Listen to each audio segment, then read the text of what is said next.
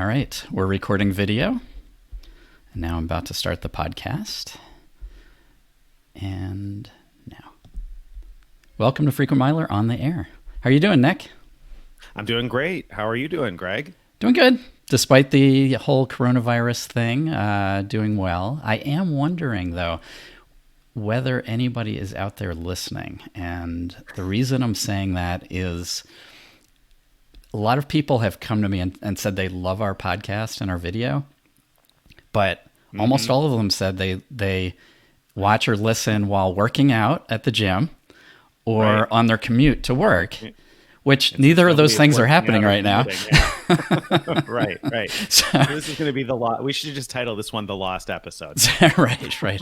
So some number of people are listening to this whenever the whole thing is over, which we don't know when that'll be. June, August, 2021, at some point, 2022, hopefully it'll be over. And so for those of you, welcome to the past. This is a sort of like a time capsule episode. And for those of you who Welcome to did March join of us 2020. now during the coronavirus outbreak, thank you for joining us. Hopefully it provides a few minutes of levity in this otherwise weird times. Right. Weird times, no doubt. I mean, weird times for most folks, because obviously a lot of people are getting used to being at home, and the social distancing thing has been a challenge for a lot of people on my Facebook feed, a lot of friends and family, and I'm sure lots of people around the country definitely getting used to this whole being home, not going out more than they need to, not going out to restaurants and bars and things like that. So I'm sure it's a major adjustment for a lot of people, though. For me, it's less of an adjustment because I've been working from home for like a decade now. So Right. it's kind of the same for me in a lot of ways. But of course, it's strange feeling like you can't go somewhere. I think that's maybe the worst part for me so far, is just almost like feeling trapped, Yeah. even though I'm still doing the same stuff I did before. Right. Yeah, the hardest part for me is not having travel to do or to plan. Can't even remember the last time I didn't have anything on the books, like where I'm leaving within a week or two, or Right. I'm planning something for Or next looking at month award or the month after availability. that. Exactly. Yeah. Exactly. So we're going to talk today about the main topic today is whether this is a good time to plan future travel. But first, your favorite segment is feedback time. So let's get to Everybody's that. favorite, I think. Everybody likes to hear the feedback, right? You want to know what people are saying. What are people saying? What do the critics have to say? Have you gotten a lot of feedback about people liking feedback time? No, No, not at all. I haven't either. I haven't heard anyone who comes up and says, I love your show, especially feedback time. But Especially reader feedback. let's No, nobody pretend says that they did and keep Right. doing it because we like it. So We like it, right? And it's our podcast. that's right. We can do whatever we want. Okay. All right. So this week. Earlier this week, I think it was, I finally got around to posting a review of the Kimpton Sea Fire, which I went to in December.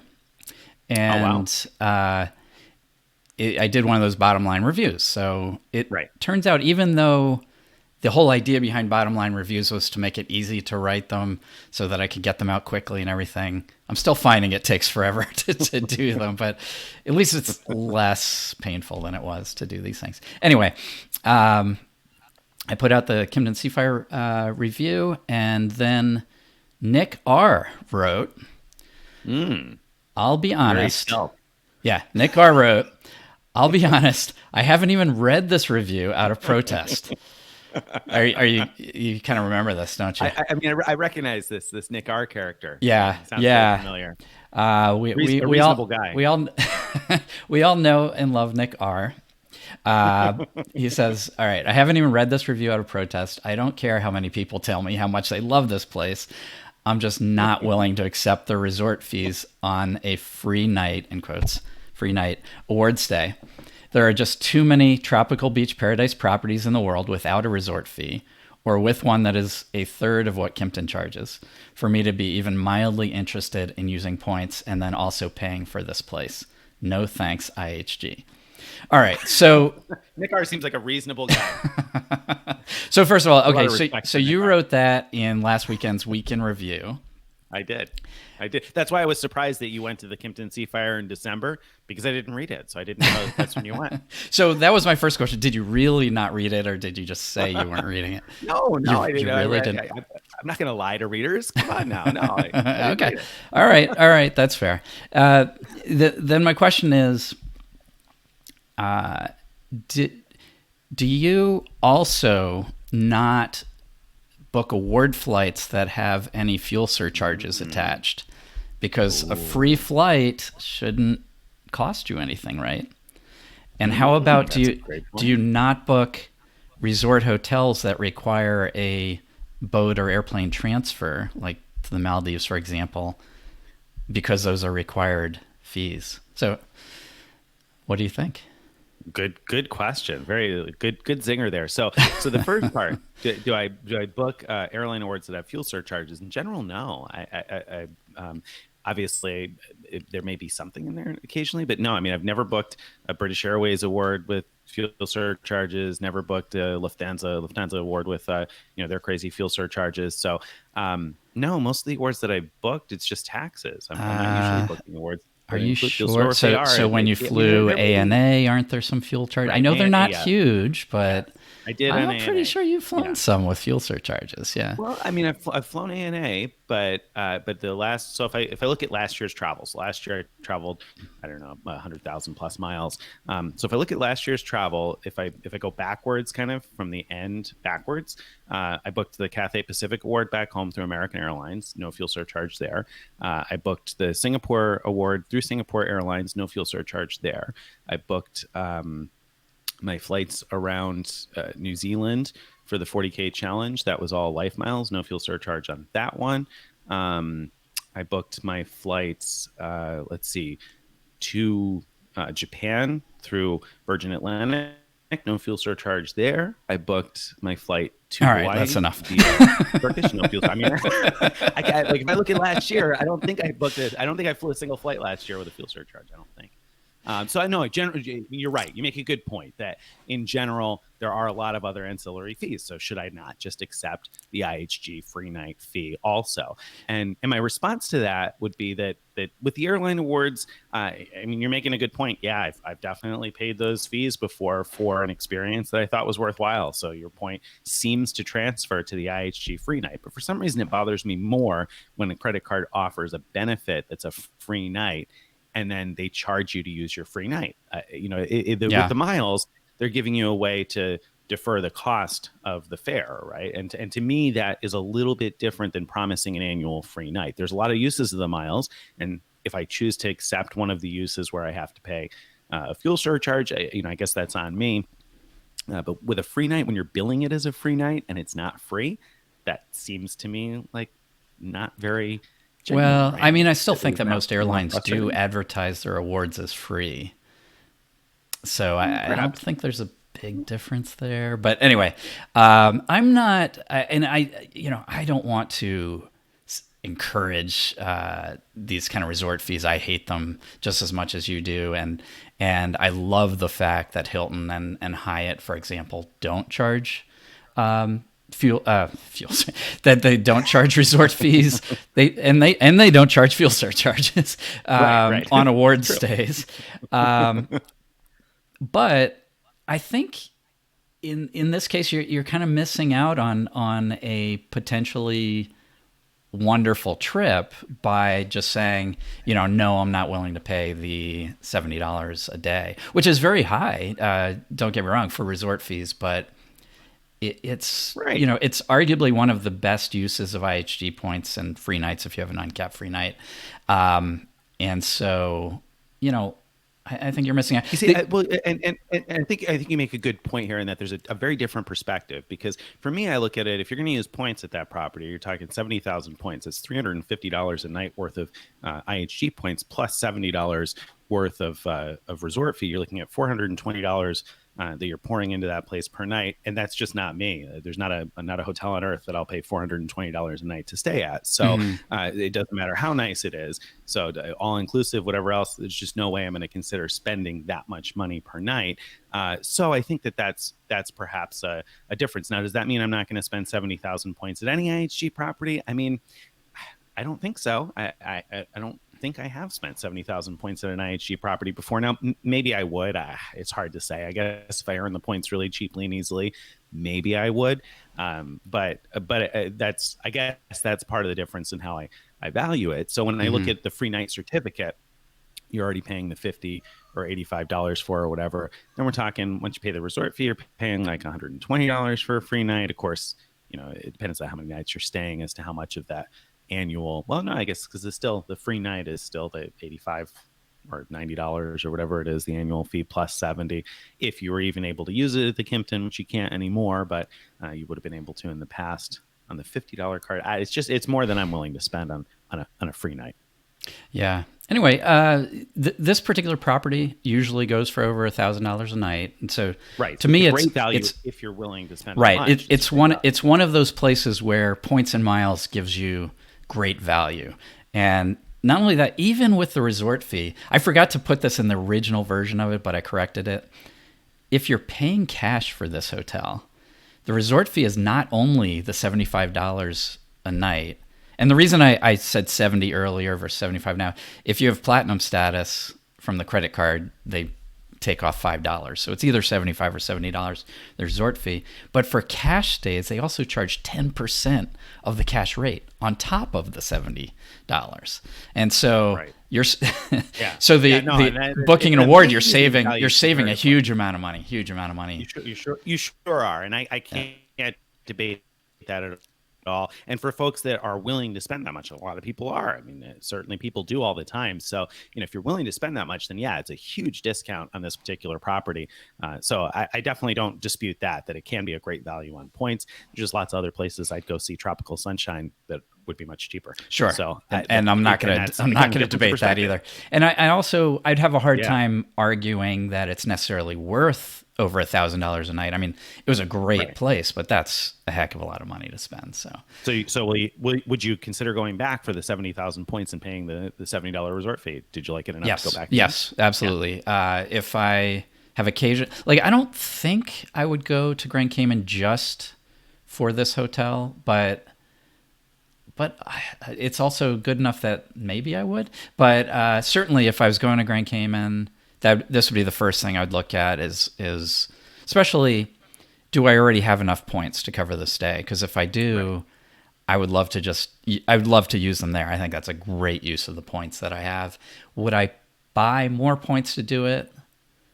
Yeah, actually, I probably would. It wouldn't be as much of a no-brainer as using existing points, but Right. I might do Well, it. and that's consistent. It's worth knowing that's consistent with everything I've ever heard about this place. Yeah, So I meant it when I said that I don't care how many times I hear how great it is, because I have heard again and right, again that right. this place is totally worth going to. So I don't mean to say that it's not worth going to.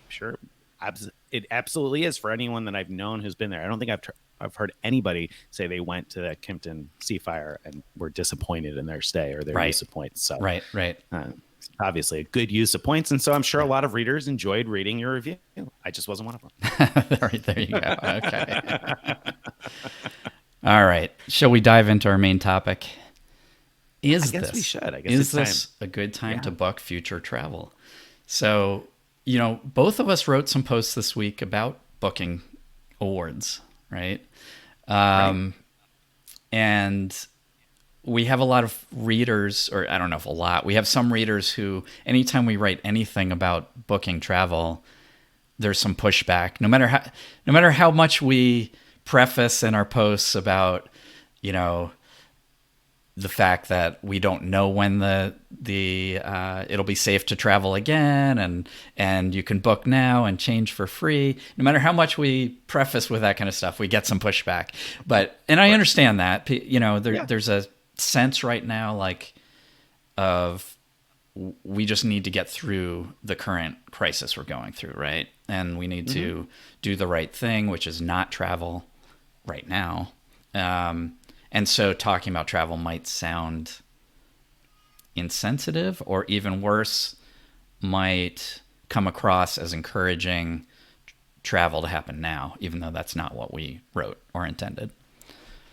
Right. Right. And I understand the perspective that people have on and feeling that way in terms of being concerned that we're promoting people doing something that's irresponsible. And I think we've tried to make it very clear that we're not.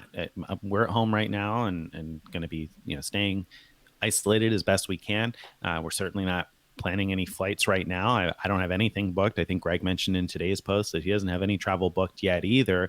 But at the same time, I mean, we're miles and points guys. It's what we enjoy looking at. And so while we're at home and while you're at home, maybe if you're listening to this, you might also be the kind of person who's interested in at least dreaming about a time when you can travel again. So, so, part of the, I guess, the distraction of watching the constant news cycle right now is looking at, well, maybe I could go somewhere at some point in the future. And if we can book some stuff that's easily refundable, then maybe that's a good plan. But that kind of begs the question, when does it make sense to book for? When can you hope to be able to travel again? Should you be looking at booking now, or should you just like close your eyes and say, okay, I'm not even going to think about travel right now because I don't want to be tempted to do it?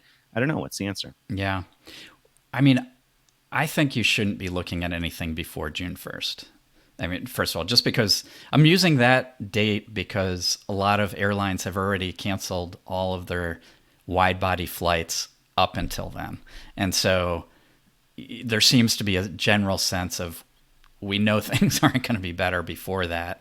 If you book anything, though, in the summer, you have to be prepared for the likelihood that you're going to have to change it or cancel it. That's my thinking. I mean, obviously that could be true even later than the summer. But I think as we get later, the chance of us being past this and being free to travel safely will go up, right? The further out we go. Right. Obviously, it has to increase. The chances have to increase. And I think anybody booking travel right now for the summer must understand that, right? I mean, I certainly do when I'm looking at award availability that if I were to book something for June, July, or August right now, it's up in the air. I don't have a crystal ball as to what the situation is going to be 5 months from now. And I think anybody who does is probably not sure either. They're kind of going by their best guess. And so, at this point, that's all we can do is guess and hope for the best. And of course, everybody hopes that we're past this sooner rather than later. So I do think, though, if I were going to book something in the summer, I'd be booking it, accepting the fact that it just may not be able to happen. And it may not be able to happen for a variety of reasons. A, certainly because of guidelines, but B, like you said, because the flights might not be operating, the planes might not be operating. So, if you're going to book something within that summer travel period, I think you just have to be accepting the fact that it's a gamble, and really it's not a bad gamble because there are a lot of airlines out there with very low or no change or cancellation fees. And in fact, if the flights end up getting canceled or travel bans continue, I would assume that most airlines are going to allow you to cancel those awards for free if they can't operate the flights. So I don't know. Am I wrong about that? Am I wrong to assume that? No, I don't think you're wrong to assume that, although you might be stuck with situations where what you have is credit with the airline rather than getting those fees back to your credit card. And you think they'll keep the taxes and fees? I think in some cases. So like Gary, View from the Wing, published last night, I think it was, a post about how with British Airways, there's a trick to getting back your money, the fuel surcharges or whatever that you paid, the taxes and fees that you paid. There's a trick to it that the default path, you just get back the credit. And I don't know how many airlines that's going to be true for, but certainly that's what's happening. I think in most cases, not when they, maybe not when they cancel your flight, but in most cases where they've made waivers saying you can cancel or rebook for free, you're getting back credit, unpaid flights anyway, rather than cash back unless you manage to get an exception for your situation. So anyway, right. Yeah. Mm-hmm. Yeah, no, go ahead. So booking now, I think what you could say is there's less risk because you can move your trip with probably with no risk at all. But whether you might want to just forget about it altogether, then there might be some risk of having money tied up, depending on which airline it's with that you booked. Right, and I would avoid any airline that's going to charge high fuel surcharges because, for a number of reasons. I wouldn't want a chance that I get that money tied up with the airline, like Greg's saying, and B, because I mean we're in very uncertain times right now. I imagine that the airlines will weather this storm and come out of it. When I say the airlines, I mean most of the major ones, but maybe not everybody will. We've Yeah, already seen that's the true. small airline based in Minneapolis. I think Compass has announced that they're ceasing operations, and certainly there's been news about whether or not Norwegian is going to make it through. And I'm sure that every airline is got to be looking at this saying, how are we going to do it? They got a lot of people to pay and no revenue coming in. So I think that Gary Leff made a great point when he wrote the other day saying that there will be airlines. There are going to be airports and airplanes sitting there, and somebody, and airline executives who are experienced, somebody is going to make it happen. Even if major airlines were to go out of business, new airlines would pop up. So I think that there will be airlines in air travel, but it's hard to predict, which Right. airlines Right. are in position to make it through. Right. It's probably fairly safe to book with the big airlines, just because, I think if Delta or United or American were close to collapse, I think our country would step in and support them through that so that they didn't fully collapse. I mean, we saw that happen with the financial industry. Right. I think that's I think that's a very likely likely to happen.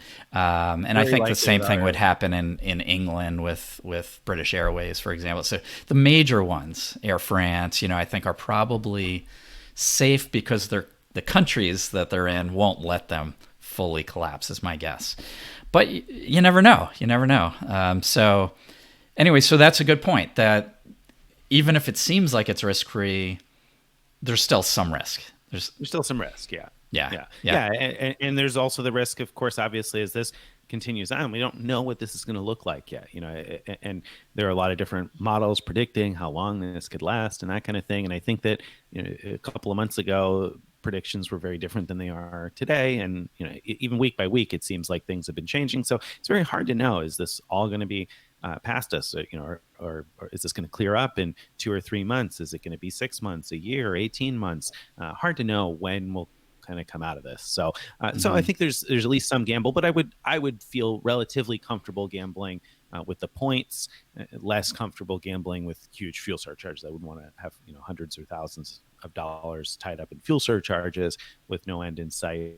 But in terms of the miles and that kind of thing, I've read some people wondering, what's going to happen if an airline goes out of business and your miles, you need to spend them all now. I saw somebody on Twitter, some financial person on Twitter saying, use all of your miles now because they could be worthless tomorrow. And I think that's poor advice. I agree. The mileage programs are where the airlines make their money. So I think that they certainly are going to continue those. And if the airlines survive, which I think you're absolutely right, that the major U.S. ones for sure are going to get through this, then those mileage programs are going to be intact. Your miles aren't likely to go away anytime soon. I agree. So do you think there's an ethical issue to taking advantage of the change waivers that airlines are offering? Is there an ethical issue to saying, oh, well, then I can book basically risk-free these trips I may or may not take, but they said I can book it. Anything booked in March is fully cancelable, so I'm gonna just take advantage of that. What do you think? Do you feel okay about doing that, or is there a part of you that absolutely. thinks, No. No, I'm looking forward to you arguing the other side of this, but no, I don't think there's an ethical issue at all. I think the airlines want you to do that. I mean, that's the whole purpose of the program, is to incentivize people to book. And, like I said before, these airlines have a lot of people to pay. There's a lot of mouths to feed, a lot of folks that, obviously we see the pilots and the flight attendants, but my goodness, I can't fathom the number of people there are that are, mechanics and accountants and lawyers and people behind the scenes that do everyday kind of jobs in offices that work for these airlines that all have to get paid. And while the airlines sure have made a lot of money over the years, at the same time, constantly counting on lots more coming in. And when there's suddenly none coming in, I imagine it does create a bit of a hardship. So no, I think that they're looking to collect whatever they can while they can, and that's their way of incentivizing it, giving you that flexibility. So no, I don't think there is an ethical issue with that. I think, in fact, that's, the airlines are hoping you'll do that and that you'll actually fly some of those in the end. Now, if you're booking them all with no intention to fly them, I'd wonder why you're going to tie up all your money with an airline that's not going to give it back anytime soon. So I don't think there's a. What if I'm talking about award flights, not not not cash flights. So, booking award flights now. Well, is there an ethical issue with booking the award flights now because you can change later on? I mean, again, they want you to book, right? I don't know. What's the ethical dilemma? I don't think I I see don't an know. ethical dilemma at I'm all. just kind of exploring this question of whether sort of tying up airline resources now, if you think you're unlikely to actually use it and you're just sort of booking it just in case, which I've been known to do a lot of times in the Right? past with Delta because I have free changes thanks to my status. I often book flights. It's like, oh, I might fly that. I better grab it while the award's available. Um, there, That's a good question. There's more of a dilemma in that, and I think it's actually mhm. multifaceted. Then the dilemma there Yeah. is a: are you going to tie up airline resources when you have to call to cancel that later on when somebody with more Well, there's important that. travel has to Hmm. call? So are you going to be wasting time? And B, are you going to be taking a seat from somebody who actually needs to travel on one of the limited flights that ends up being available? Because right now, what is I think I saw this morning in a post somewhere that Americans got like 3 international routes. I think London, Tokyo, and there's like one more that I mean I think it's another route to London are the only international flights on American right now. So if you're like booking one of those few flights that are happening, which you shouldn't be booking probably for travel right now anyway, but No. if you end up booking something for 3 or 4 months from now and that ends up being one of the 3 flights that they're actually operating at that time, are you taking up a seat that somebody else could have had? I don't know. Maybe there is an ethical dilemma there. But when it comes to things like you posted about wide open awards, and so if you're booking one of the 9 seats available on a flight to Brussels in August, I don't think that probably there's an ethical dilemma there. I don't think so. Do you Yeah. disagree? No, actually, I wish I could argue. I can't think of a good argument the other way, but it'd be fun if I told you you're an idiot, and Well, here's why. people would enjoy that. So I was kind of hopeful for it. Yeah, No, I mean, I just can't think of a good obviously, reason. well, the airlines are offering it because they want to sell it, right? I mean, it's like anybody selling anything. They offer something for sale because they want to ultimately sell it. And right Yeah. now, I think the airlines want to sell it more than any other time. So I feel like actually, there. I feel like we've gotten a little bit of pushback in some of those posts, like you mentioned, from people that have the perspective that we shouldn't be booking anything right now. And I get where that's coming from. Again, like we said before, from a place of wanting to be responsible and wanting to be socially responsible for your conduct within the society as a whole. In large part here, but I think that actually, to some extent, booking future travel is not really a bad thing because it's locking in some revenue for the airlines at a time when, man, they're all of a sudden looking at almost no revenue. And same for hotels and everything else. I just can't imagine the devastating impact it's had financially for them. So I would think that it's actually, almost a more patriotic thing to be looking for ways to spend money than Yeah. not. No, Well, I mean, am I no, wrong? no, I agree. I agree. I don't know. I think that sounds good. If I have a good Good, excuse good. to start booking travel again, even if it's way out into There the you go. future, I'll take it. There you go. There you go. Yeah. I gave it to you. And that's the thing. It's fun too. It's a fun distraction because most of us are used to constantly being in the planning mode of a trip, and right now, obviously, we aren't doing that. So looking for a chance to be able to do that in the future is, I think, a great way to kind of take your mind off of the situation and imagine a different thing. I saw a post actually on Twitter this morning where somebody said, if travel wasn't a problem, if you could travel to somewhere right now, where would you prefer to be quarantined other than being at home right now? And so people are posting all the different places that they've been that they'd love to Where go would you back pick? to. I saw that too, but where would you Yeah, pick? I couldn't come up with the answer. I was sitting there kind of racking my brain, and then it dropped out of my mind, and I didn't come up with an answer. Did you? Well, what jumped into my mind was Ventana Big Sur because I like that recent trip so much. But as I thought about it a little Hmm. more, I thought, I don't know. It's so secluded there that I think I'd rather be someplace that has more within walking distance that you can go do and see. No, no, no. The idea was if you had to be quarantined somewhere else, if you could travel to that place to be quarantined, No, I where would you want to be right. quarantined? So walking around, Well, seeing and doing quarantine what? You're being quarantined. doesn't necessarily mean being stuck in a room, does it? Oh, I mean, no, if not you're necessarily. You're so, right. I mean, yes, if I was stuck in a room, oh shoot, I'd be very happy there. At, especially if I could get that same suite I had at Ventana, I'll take it. Yeah. Well, that's the thing. The first things that came to mind were really nice hotel rooms. I thought of the domes of Alunda last year and that crazy upgrade I got to the two-level suite. But then I thought to myself, but would I really want to be like stuck there? Right. Because the beach was pretty small and there wasn't much to do apart from look at the So you have the same kind the of the beauty of it. So I reaction just as kind of me. thought Same kind I of. did Hawaii, I guess.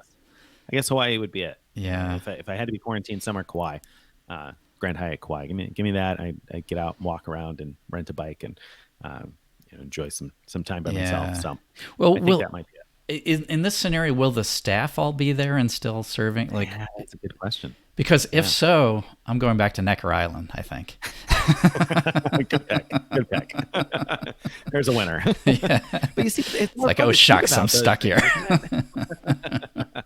Speaking of Necker Island, have you taken a look at availability for Necker Island on the road? I mean, I know you looked at premium cabin award availability in a post this week, but have you looked at anything like that? No, I haven't looked at that at all. That's kind of interesting. I mean, they only open up, I think it's two or In the three fall, right? rooms per celebration week for points. And whether those were already booked prior to all this happening or not, I don't know. Don't know. But Yeah. Yeah, yeah, I think that brings me to perhaps where I do potentially see an ethical dilemma, and that's in people trying to book things in the hopes of getting some compensation when they get canceled. And yeah, I wouldn't have any hope for that right now at all. right. And I feel like that's if there's an ethical dilemma, I'd say it's in booking things hoping to argue and get something out of it later on when places have to cancel. That's not reasonable to me because obviously this is out of everybody's control right now. So we're just gonna have to take it day by day and see what happens. Yeah, for sure. So, are you actually thinking about booking any travel again? And if you are, like, when are you actually thinking about booking? Obviously, you may or may not be able to travel. We don't know yet when that'll be. Right, But are you? right. But are you looking at anything? Yeah, well, so we had a trip to England canceled, and theoretically, we have Delta credit for the paid flights. And I say theoretically because neither my wife nor I can actually find that credit on our Delta logins. Mm, And the and so I kind of want to call and say, hey, where'd it go? But at the same time, I don't want to tie up any phone lines, so I'm holding off on that. But the reason I want it is, or want access to it, is because she still has on the books for now a meeting in England in June or no, July. In July, seems like theoretically possible that that'll happen. So it would be great to use this credit that we have to book that flight. right. And even if we change our mind about the flight, now it's sort of fully cancelable because we get back credit either way, same as we Right. started with. And but but we don't have the credit, so it's hard to do. And so I'm kind of waiting for to hear that the phone lines have become less swamped, but I don't know when that'll be. Maybe with once people are back from being marooned everywhere they are. I don't know. Yeah, I don't know. It's crazy times. I've been seeing some articles here and there about folks who are trapped in places abroad where they just can't get back home right now. And so I guess I feel very fortunate to not be in that situation, to have been in one of these rare times when I just wasn't doing much travel anyway. Because a lot of times I could have been one of those people who are somewhere else and scrambling for a way back home. Thankfully, with miles and points, it probably made it a little bit easier for some of the people that were looking to get home quickly in terms of being able to find some sort of award tickets. But as things started to shut down and travel bans started to be instituted, I think it's probably become quite difficult for some folks. So yeah, I mean, it's hard right now to know when you can call and what to call about because, like you said, if you don't have imminent travel, then it seems like it's not a good time to call. Right. But at the same time, obviously you have something that you want to be able to use. So it's tough. The customer service angle of this, I think, has been particularly challenging for a lot of people having to deal with when to call and what to call about, because I've had people ask me about canceling upcoming travel that scheduled in April, for instance. When should they call? Should they call now? Should they wait? Etc. And then obviously dealing with the customer service issues once you get through, because things have been changing so much. I mean, policies have changed like 9 times. United's schedule change policy, I think it's changed at least 4 or 5 times already this month in Right. terms of what they're doing. So I Yeah. got to imagine it's a crapshoot as to whether or not you get an agent that is quoting the most recent schedule change Right. policy Right. or the 2 or 3 before that happened, like 10 minutes ago. So, Yeah. um, Yeah. So so that so that's a tough. we're constantly hearing from people who are having these customer service nightmares that they're going through because their flight is, they try to cancel a flight, and the airline tells them you book through an OTA, an online travel agency, so go to the OTA to cancel, and then the OTA says no, go to the airline to cancel. Things like that happen. People get wrong information from customer service, as you're saying. There's just all kinds of issues going on, even beyond like people being stranded, which is probably some of the worst of it. But on the flip side, you have the companies that are bleeding money left and right, and what's the right thing to do to um, you could say, well, they need to fully staff up and have enough customer service to answer all the calls, but with no money coming in, that's a hard sell, and especially to their investors, right? It's going to be something that, so yes, it's sort of ethically, I guess, the right thing to do, but whether it's the right thing for their business to do, I feel bad for everybody in all parts of that situation, including the people Right. who are working customer service. That must be horrible, wanting to help. I'm sure they all want to help you. And when they tell you something that's wrong, or, they can't help you for whatever reason, I believe that's what they believe, whether or not it's true. Um, you know, they're out there doing their best and trying to help all these customers get through this, and it's an impossible situation.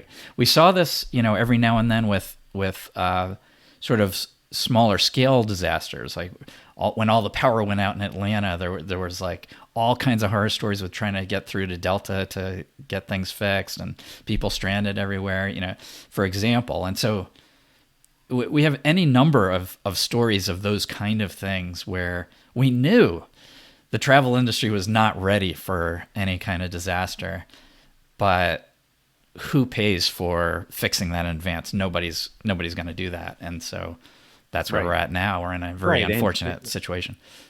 And it's that those types of disasters on such a large scale now, the fact that it's everything and everywhere and Right. everybody, all of a sudden you went from Exactly. having to put out a fire now and then to everything is on fire, and trying to put that all out at once. And like you said, it sounds like an easy solution, just beef up your customer service, but that's easier said than done. Like you said, when there's no money coming in, that's obviously difficult. And then number two, there are so many different aspects of airline customer service or hotel customer service in terms of the different types of problems people can have, that I imagine it takes some training for a Yeah. customer service representative to know the answers to the questions. I mean, Right. at the end of the day, we've all been in that situation where we probably knew more about a specific part of the airline's policy than the agent we were speaking to, right? I mean, we've all had that Uh, experience before, all the time. right? And not only that, about training, who knows if they're equipped to do online training for Right. for our new Right. people coming on board,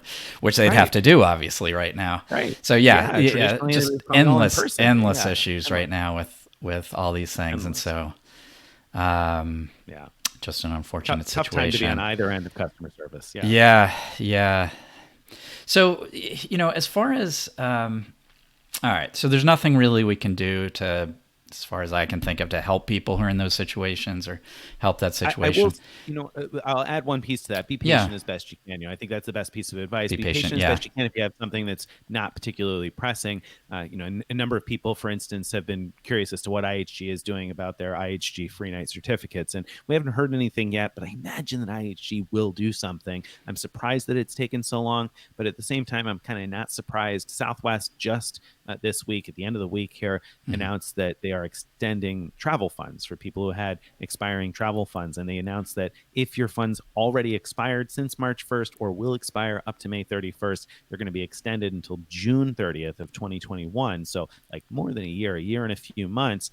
But they said, you're going to need to be a little bit patient as their technology team works to implement that in the Right. computer system to extend everybody's stuff. And that's a key piece of this, that even when they make a decision behind closed doors somewhere that they're going to do something, it's not necessarily as easy as flipping a switch. You have to make the decision, then you have to communicate that decision, then you have to get the tech people on board to be able to implement the decision, and then you got to get it out to all the people and get them all trained in what the decision is. So there's a lot of Exactly. steps. So Exactly. if you have something that's not like imminent tomorrow, if your IHG certificate is expiring like a month from now, kick back, wait. I bet that they're going to come out with some sort of a solution, and there's not much else you're going to do with it anyway right now. So. Well, I would say even if it's about to expire tomorrow, I would still just wait until all of this.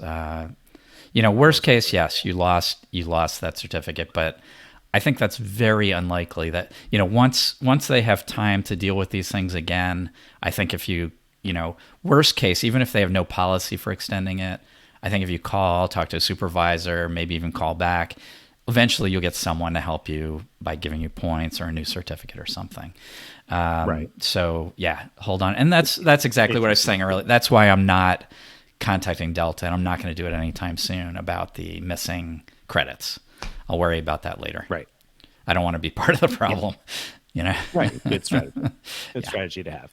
Yeah. And I think that most of these airlines and hotels are working to try to do the best they can in terms of coming out with good solutions. So far, we've seen fairly customer friendly solutions, rather, from the ones that have actually been released. So I think we'll continue to see that trend. Right. So is there something that people could be doing now on other fronts? So I was reading Travel with Grant he wrote about downgrading his Ritz card to a cheaper Marriott card because it's a travel card and he's not going to be traveling anytime soon. Should we all be looking at that? Should we be looking at our credit cards and saying, maybe it's time to cancel or downgrade them? What do you think? Yeah, it's a great question. I think that if you have an annual fee that's imminent, that's coming up right now, I think it's definitely something you have to consider in terms of downgrading. Maybe not necessarily canceling, but maybe downgrading, because in some instances that might be more advantageous. So, for example, if you've got a Hilton Aspire card and the annual fee is imminent, and you're saying, well, I'm not going to be able to use the airline credit or the resort credit this free night certificate either, then you may consider downgrading that to the no fee Hilton card, at least if you've had that before, because it might give you the chance to upgrade again in the future and earn a bonus for upgrading. So that might not be a bad strategy. On the flip side, I feel like if you're not like imminently seeing these fees coming up, then I think it's time to relax and wait and see what happens, because maybe 2 or 3 months from now, booking travel will become normal and usual again. Maybe we'll be looking at booking travel for the rest of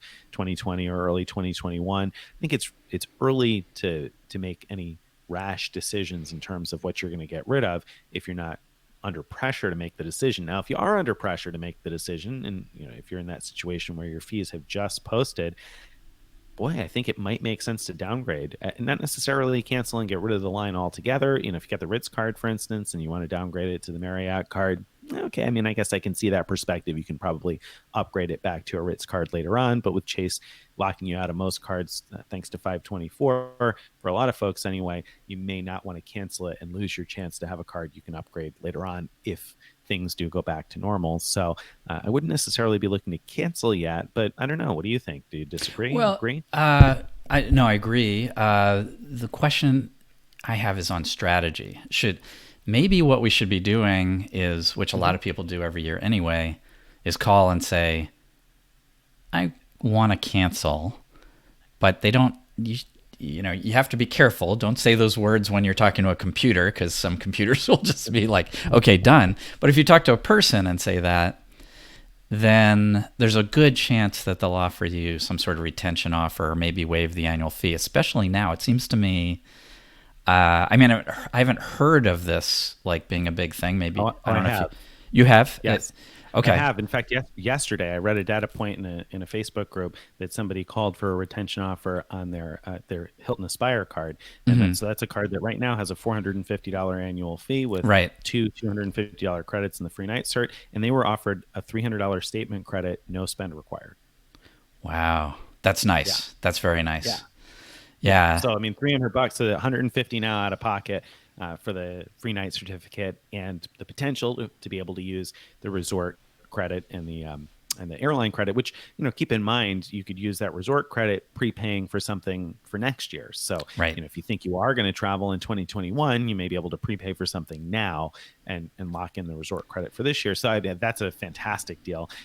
So I So, did at least see that data yeah. point so far. So that's what you should be doing before canceling or downgrading. Is say you want to cancel. Tell an agent that. I don't feel as bad about calling credit card companies. I don't think they're in the same situation as the travel industry with customer service. Otherwise, I would be hesitant to suggest that right now. But they're probably somewhat business as usual, I would think, at least on the credit card side of things. So, Right. They might be seeing a little less spending than usual, but in terms of right. customer service, yeah, I don't think their customer service is taxed any more than normal right now. So I wouldn't feel bad about that either. And that's a great point, that calling in for a retention offer, seeing if there's anything they can do in terms of incentivizing you to keep the card. Tell them you think you want to cancel the card. You're just wondering if there's any offers to entice you to keep it. I think that there's nothing wrong with doing that at all. And in fact, I have that on my list of things to do this week with a couple of cards where the fees did just post. So that would be, you're right, the first line of defense, so to speak, the first thing you ought to do, because you may get an offer that makes it well worth keeping that card. And obviously they'd like to keep your business. So if that's how they would like to be able to keep it, I think that giving them that opportunity to give you a reason to keep it is a good first step. Yeah, and so hopefully they're doing that more now because of the current situation, and I would guess and if that not more today, I would guess more a month from now. that's what I was gonna say. Yeah, every week that this goes on, I think there's a higher chance that they'll have had time to group together, come up with a strategy. How do we keep our customers with these travel cards? And so the Right. answer, And the time, yeah, time is so key right now, because obviously this is so unprecedented and it's yeah, moving quickly. And these types of decisions don't usually happen overnight. right, exactly. And yet changes are happening overnight. Every day things are changing right now. And it just, decisions don't happen that fast at these huge multinational Right, companies right. usually. So, All right, here's a hypothetical. Let's say you mhm. call to cancel your Aspire card, Mhm. and you're not offered a good retention offer. That's a Mhm. hypothetical. So you decide you want to downgrade to the no fee Hilton card rather than cancel, but you've never had the no fee Hilton card before in this scenario. So Mhm. if you downgrade to it, you're giving up the chance of a new sign up bonus for that card. What do you do? Only if you don't apply before you downgrade. Correct. So So, is that what so you'd you suggest? want to apply new for that card first. Right. Yeah, yeah, absolutely. So the first step, you would, if you're in that scenario that Greg pointed out there, the first step would be apply for the no fee Hilton card, because hey, it's not going to cost you anything, and you'll probably be able to hit the spending bonus on that, because I think it only requires $1,000 in the first 3 months, if I remember correctly. So probably most people will meet that with just general everyday needs, I would expect, between now and 3 months from now. So I would definitely apply for that, earn the bonus, and after you've applied for it and successfully been approved, then downgrade your Aspire card, and you can have two of the no fee cards. Okay. A variant on this scenario. Okay. You already have 5 Amex credit cards. Mm. What do you do?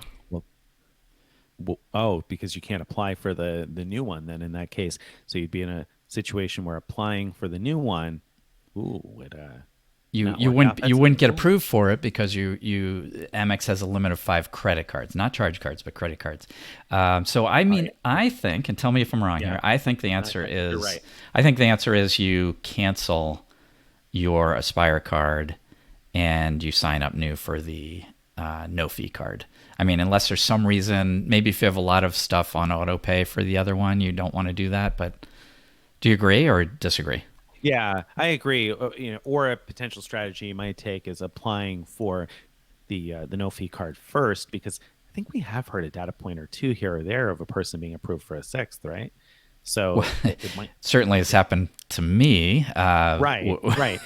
So you might apply, because then And give it a you're try. not Yeah. approved. give it a try. And if you're not approved, then call and see if you can cancel the Aspire in Yeah. order Yeah. to successfully open the no fee. Right. Right. All right. That sounds good. Maybe it's strategy. Sounds Yeah, good no, to me. I think that's good. So what do I do with my Prestige card that is scheduled to renew here in like a month? I think so. I Oh, expect the fee is going to post like about a month from now, or a month and yeah. 6 weeks from now. What do I do with that? Well, a while ago, about 3 minutes ago, I heard Nick and Greg say, wait as long as you can before calling, because chances are they'll have some sort of policy in place later. And so the timing works out perfect, I think. If you wait Good point. until that fee comes up and then call and say you're thinking of canceling, I think there's a good chance they're going to be doing some big things to try to keep, especially prestige customers. You would Right. I think, mean, they've anyway. taken everything away from the card, right? So you'd think that at this point they got to do what they can to keep those customers, because I won't be the only person that's questioning whether or not to keep that card this year. So No, not at all. they're gonna have Right, a few of those phone calls. So yeah, I right, wouldn't be surprised if they're going to offer something. So right, and right. I think the same kind of thing applies for other cards. Now, if you're looking at a card like the American Airlines Executive Card, that like the major benefit is Admirals Club access, and like almost Yeah. all of the Admirals clubs are closed now. I think the one at JFK, I think, is the last man standing, right? I And think, or it's no, not no, I like you're think going to be that's the last going to year one actually. anyway if you're not traveling, which you're not. Right. So Exactly. it doesn't matter. Exactly. Yeah. Exactly. So, I mean, a card like that, I would probably cancel, because you obviously Yeah. can't use the key benefit right now, and you could apply anew in the future at some point. So, a card like that, I would probably be looking to cancel. If you can't possibly get any benefit out of the card right now, then I would think that's a cancel. How about the general airline cards, like the United cards or Yeah. American Airlines cards? I mean, I mean, I think what do you think? the banks have to be scrambling for how are we going to keep all these customers, right? So it's going to be interesting because I'm predicting a sort of domino effect that one of the companies, maybe Chase tends to be more of a leader than others, at least in the past they have been in many ways. So one of them will come out with like, I think, a general policy about these cards. Maybe it has to do with refunding half the annual fee or something like that, whatever it is, and then I expect Right. the other companies to follow suit, the other majors. So we could wait for that, or if your annual fee's coming up, then definitely I think it's worth a call. Yeah. See what's Yeah. offering. And I think that that's especially the case with those airline cards, because for the most part, Delta cards aside, I guess, for the most part, the main benefit of the airline credit cards is free check bags and priority boarding, right? Yeah, exactly. In-flight benefits. I mean, all things that you can't possibly take advantage of right now. So Right, I right. think Well, that and they're they, going to have to do something on yeah. those cards I mean, for some sure. people are tricked into believing that a advantage is you're earning those valuable miles, which we know that in most cases you're only earning 1 mile per dollar, and you're earning these a particular airline's miles, so it's not as valuable as getting a transferable points currency where you can use it for any number of things, including cash back or buying travel at a discount because the points are worth more for travel. There's any number of things you could do by earning Citi thank you points or Chase Ultimate Rewards or Amex membership rewards rather than Delta miles or United miles or American Airlines miles. So I hope that people aren't looking at it as like, well, it's still worthwhile because I'm getting these valuable miles, because you could be doing better. Right, you could, and that's a good point that segues me into a question I have for you based on a post that I'm already kind of considering for next week, but now I'm kind Okay, of curious about great. your take on it. So I was asking myself, so what are the key cards to have in your wallet right now? In a time of social Mm, isolation, when we're not going out to restaurants, and we're not probably most of us aren't buying a lot of gas, or a lot of those spending categories that perhaps we've counted on in the past, or your altitude reserve card that earns very well when you're using a mobile wallet in person, but right now you're probably not spending too much money in person. So what are the key cards to have? What do you think are the best cards to have in a time period where you're mostly stuck at home? yeah, wow. That's a really good question. I haven't really thought about it, so I don't have an answer just yet. But one of the funny things that popped into my mind when you said that is I've always thought it was kind of a silly non-benefit that a lot of cards started offering discounts on streaming services or or bonus points for streaming services, because like the $10 a month that you're paying to Like Netflix, 20 points, okay, I'm right? getting 20 points instead of 10 points. That is Right. not making any difference in your life, believe me. But that's what popped in my mind. It's like, well, those seem a little more valuable now that everybody's A signing little up bit more, right? signing up for Yeah. Hulu and Netflix and everything else. Right. Right. If you're, I think it's an interesting thing to explore, right? Yeah. I mean, What cards do you want to have? yeah, I mean, I think that cards at bonus groceries are still valuable because there's certainly, well, grocery stores are mostly open, but also people are either ordering for delivery or ordering to drive and pick up. So those are still valuable, and restaurant bonuses are still valuable for, again, for delivery or same thing, or driving and picking up. So, I think in those two ways, those are still good. I think ultimately, though, you probably, what do you think? I'm thinking now what you want are those ones that bonus online spend. And Right. so it's too late to get the AT&T Access More card, which has 3x for online retailers, but there are some online options off the top of my head. Bank of America Cash Rewards Mm-hmm. has a 3% online option, up to They do. 1,500 spend per quarter, I think. Mm-hmm. And if you have premium, honors, 500. platinum, whatever rewards with them, it becomes like something like 5.25% because of the Right. bonus. So that's actually a great one for that. I don't Mm-hmm. know. What do you think? Are there? You've had more time to think about this. What Oh, did I miss? only a few hours. It popped into my mind a little earlier, before a couple hours before we started recording this. Yeah. So, well, one of the first that came to mind is the Rakuten Visa, because people are obviously spending money from home. And I know you've mentioned in the past that it's only one more membership reward point per dollar than you would earn if you were using, for example, the Blue Business Plus. But it is that one extra membership reward point. Yeah. So Yeah. that might be a valuable one to have right now for those types of True. purchases. And Rakuten is right now offering a bonus on many of the types of things you might be ordering in terms of food delivery or magazines or online courses and that kind of thing. They're kind of bumping up the payout on those categories right now, so they may have the best cash back to begin with. So you may be going through them anyway, so may as well get an extra membership rewards point. But then I started thinking about, I don't know. I mean, obviously the double cash is still a good card to have because no annual fee. 2% is your bottom line, so you're going to get at least 2%. But that also made me consider the venture card. Well, is the venture card perhaps a really good one to have, because you're earning miles that hopefully will be useful in the future again when we can travel again, Mm, but at the same time you have kind of that floor value of 2%, except that 2% is tied to actually using it travel. towards travel, right? Right. But Right. but then on the flip side, well, if you're able to book refundable travel that you can cancel later on, and I don't know, is that a better card to have? So I I don't just know. One of the things that barely I've always started liked about the, scratching the surface thinking about it. I'm sorry to interrupt you. One of the things that I've always liked about the No, no, no. venture,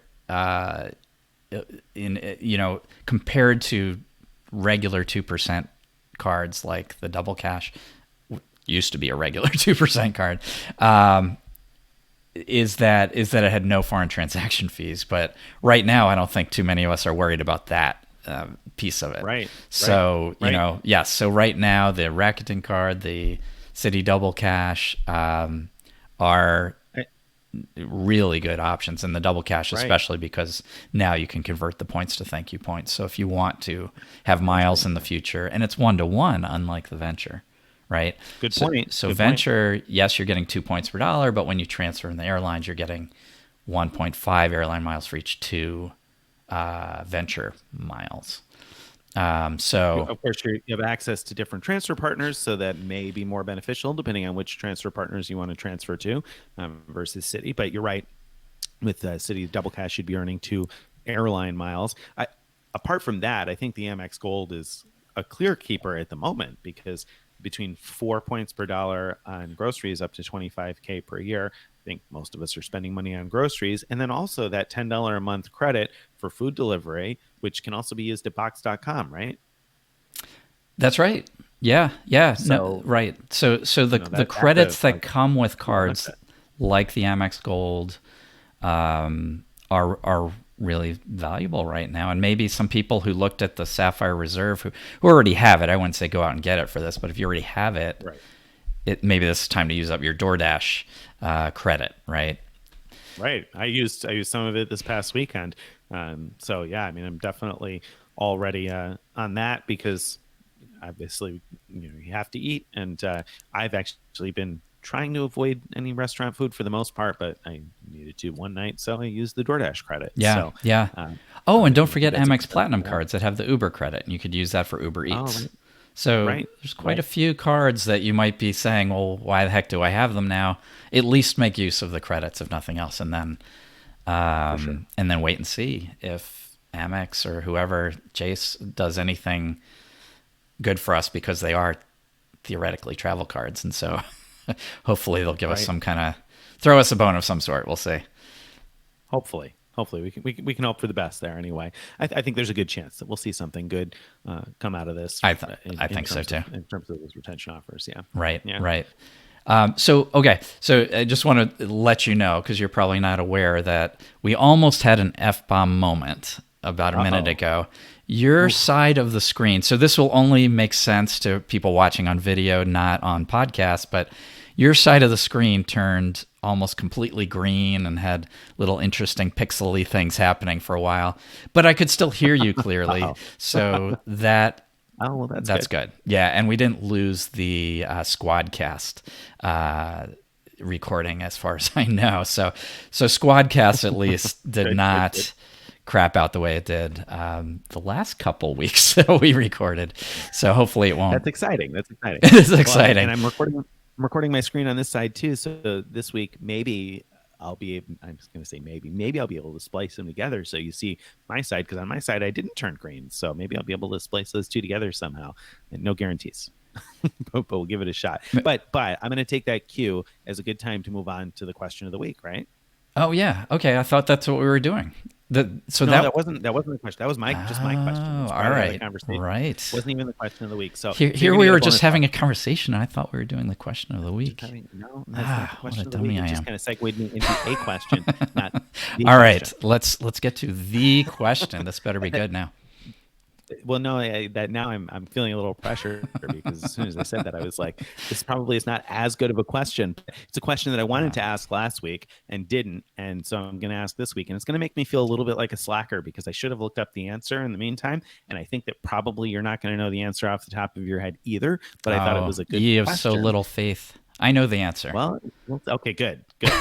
What's the answer? I'm not going All to use right, the so you're 42 joke again. I'm okay. going to I wait and thought hear for the sure that question. was coming. I thought for sure that was coming. All right, so the question of the week comes from my favorite frequent miler reader. My favorite frequent miler reader. And I know you're not supposed to have favorites, Can I but I say who do. I think it is? Who is it? Is it Cave Dweller? It is not. No, I'm Oh, okay. Cave. Don't We get love me Cave wrong, Cave Dweller. Dweller. I love you, Cave Dweller. I'm sorry. All My right. wife No, is all my right. favorite Then frequent I miler don't reader. know who your favorite is. My wife, Greg. Come on now. I'm a married man. Oh, she's My a wife reader is my still. favorite. You- Well, she is. Yes. Is it She reads the blog. is it because you're a writer, or or despite that you're a writer on the blog?